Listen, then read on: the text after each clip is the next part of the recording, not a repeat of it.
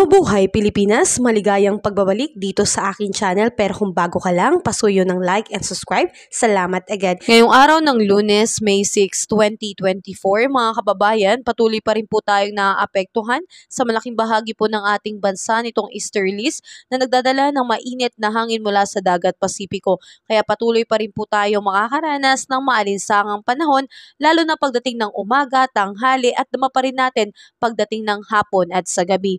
Samantalang asahan po natin dahil sa epekto ng easterlies, ang Metro Manila at ilang bahagi ng Luzon, kasama ang Visayas at Mindanao ay makakaranas po ng generally fair weather po. Maalinsangan lalo na pagdating ng oras ng 10 a.m.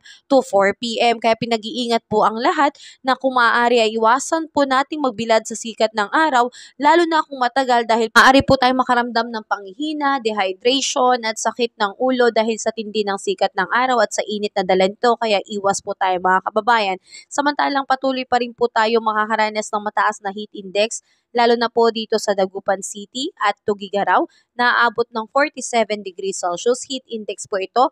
Ito po yung init na nararamdaman ng ating katawan. Iba po ito sa init ng hangin. Samantalang 45 degrees Celsius naman po sa Eastern Samar at Camarines Sur. Samantalang maraming lugar naman po sa ating bansa ang abot lamang po ng 42 to 44 degrees Celsius, pero nasa danger threshold pa rin po ito, kaya patuloy po rin po tayong mag-ingat. Samantalang sa ngayon po, ang Metro Manila ay nasa 41 degrees Celsius heat index po. So patuloy pa rin po tayong mag-ingat mga kababayan, nasa danger threshold pa rin po ito. Umiwas po tayo sa matagal na pagbibilad sa araw at palagi po tayong uminom ng tubig, mainam na po na tayo po ay hydrated palagi. At makikita po natin dito sa ating image na yung mga lugar na merong dark yellow and dark orange, yan po yung merong mataas na heat index, nasa extreme caution and danger threshold po. Kaya ingat po mga kababayan.